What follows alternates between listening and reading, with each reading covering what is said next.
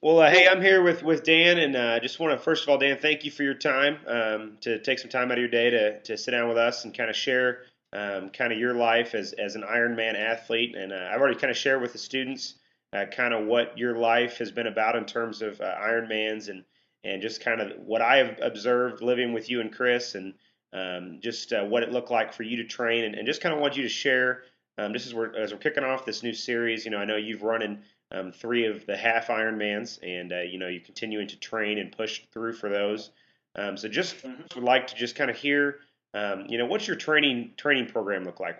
How long does it go? When does it start? What does that all entail? Training program basically starts pretty much about 90 days out, say 12 to 16 weeks out. And the reason is that time element of about 90 days is a perfect element to actually be able to push and train hard through, and you can actually see results within 90 days. Anything shorter than that, you really can't see a whole lot of change or results from there. But also, what's great about that 90 days or that 12 to 16 weeks is that it's long enough to actually be able to commit to also. And then that way you don't burn out or overtrain when it comes to training. And so usually about 90 days out from a race, I'll start my intense training. Now, between there though, I'll always be conditioning, staying in shape, and keeping my performance level, not letting that drop off just by maintaining during those times. And so those 90 days before is where I'll usually ramp up for that race. In that process, then I usually build up. First week is from the next week to the next week for 3 weeks in a row. I'll increase about 10% in my efforts in my training. On my fourth week, I'll back off to what the first week was. I don't know if that makes sense or not. And then I'll start over again with increasing 10% for 3 weeks and then back off so that I can recover actually. When you go into that high intensity type of training or pushing in any part of your life, there's definitely need to be some recovery so that your body can heal to move to the next level. Sure. The, This is this is kind of a follow up. What kind of? And I know I laughed because you would go out and ride 70 miles on a bike on a Saturday morning. What is that? What are the distances? Do you have kind of a set? This is what I train with. This is how long I run. Or did you just kind of go with what feels right for you? No, no, definitely have a plan. Depending on the race, depending on the so-called difficulty or the distance of those races will determine my training. And so it's catered to each goal that I'm setting in front of me. I have a specific plan set for that. It'd be real confusing if I broke that all down to the distances there, but it isn't just going out and hey, I feel like doing something like this today or that. It's actually a structured plan to get there. Because if I don't have any structured plan or direction to truly go to, just hope when I get to the race I'll be trained well enough. It'll never happen. And so just it's specifically laid out to, like I said, 90 days out that it'll hit the mark of where I need to be. If like I said, otherwise I would never be able to hit my mark. Cool, cool. Okay, well, just kind of as the follow up question to that, how have you seen throughout your life? Because you're a guy that I took a lot of inspiration for, and how you live your life as not only as an elite level athlete, but as a elite level follower of Christ. How have you seen that training similar to what you do with your physical body as what you do in your spiritual life as you train to be a follower of Christ as well? Yeah, absolutely. It's been awesome. I mean, it really there's so much in life that you can relate training to.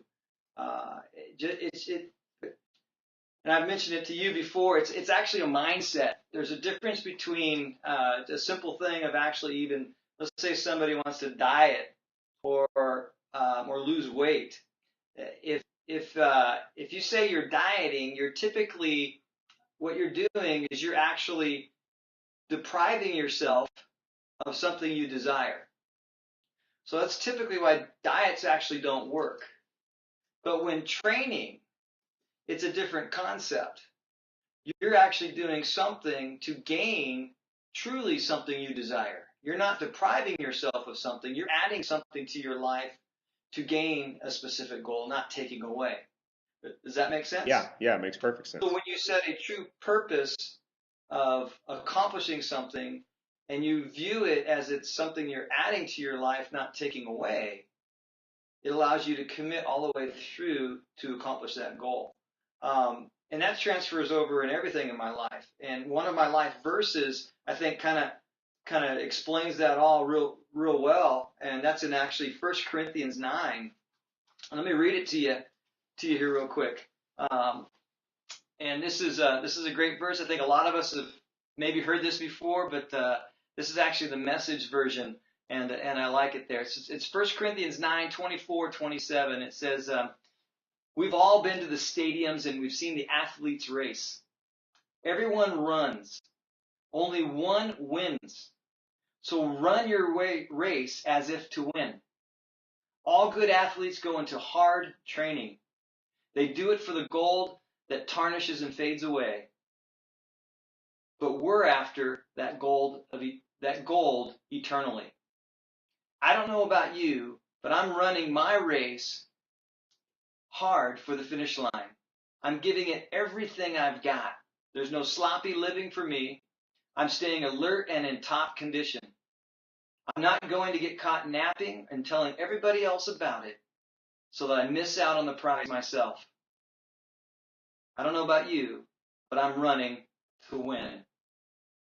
And I think that version for me is awesome because that's how I want to live my life. Of course, that verse is talking about running our race to win for Christ, and we give it everything we've got. And I love so many of Paul's and stuff in the Bible because he talks about athletes tremendously in there. And there's something about staying focused, staying committed.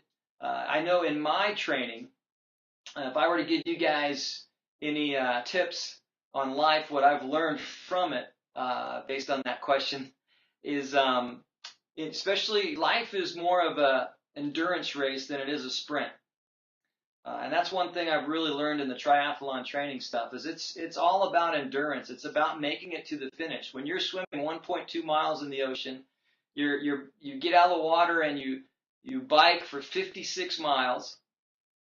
Then you get off your bike and you run for 13 miles. The ultimate goal is to finish that. And so you can't sprint as hard as you can for that time. It's going to take 5.5 hours to 5.5 hours to complete that. And so it's all about endurance more than it is the sprint.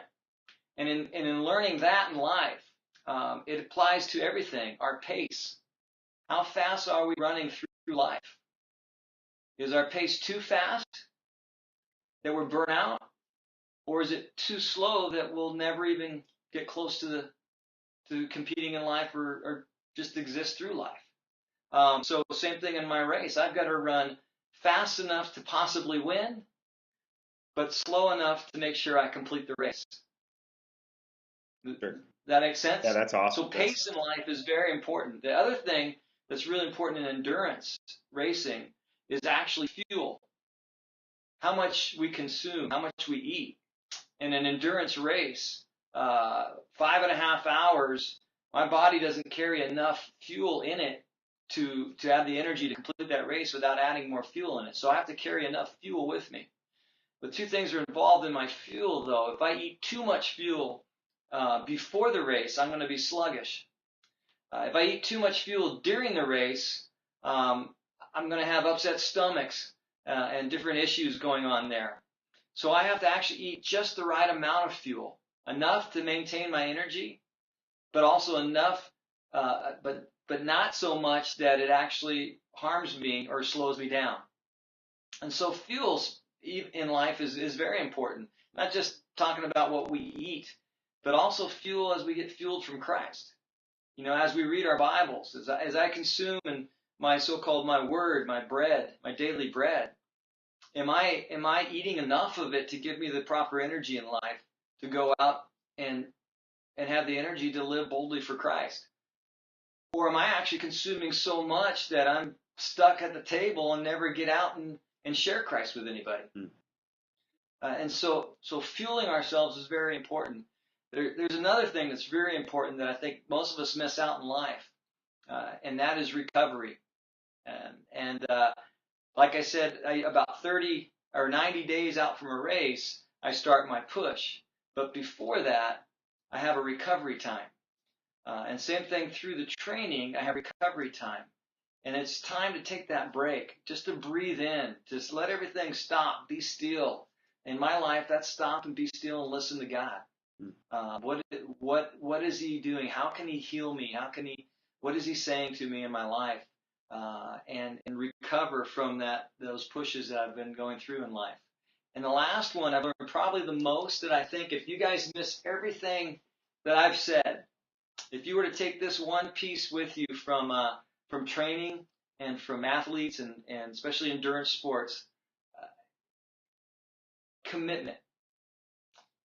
Commitment, I think, is something that today most of us fail on.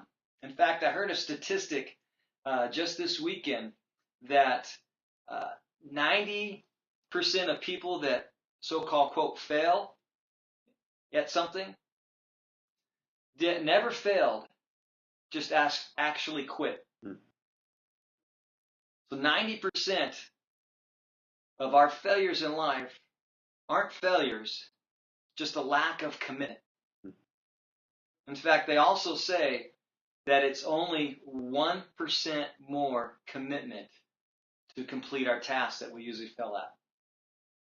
And so commitment is something that I've learned in my training. I have to commit. I have to get up and run. I have to get up and train, whether or not I feel like it. Because if I don't, I won't be able to complete my race. And so commitment is huge. And that's what I would give you guys, is when the Bible says, let your yes be yes and your no be no. Let's commit. Let's don't flop back and forth. When we say yes, we're going to do something, let's do it. When we tell somebody something, let's commit to what we said.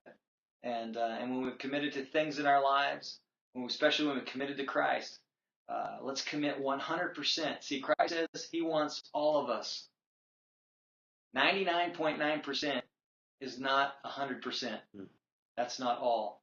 So let's commit 100% to everything we do. That would be the biggest things I've learned in my training tremendously for me. It's helped me in all kinds of aspects of my life. Man, that's awesome, Dan. Thank you so much for taking some time and just hanging out with our students. I know that I got a lot out of it, so hopefully our students will as well. Man, it's an honor to know you and to pull advice from you. And man, keep pushing, keep doing what you're doing, and I just keep being an inspiration to those around you, because you have been to me. So thanks again for your time, and I'm sure we'll talk soon. All right, man. You guys go crank it out there in Kansas City, man. See you, Dan. We'll talk to you later.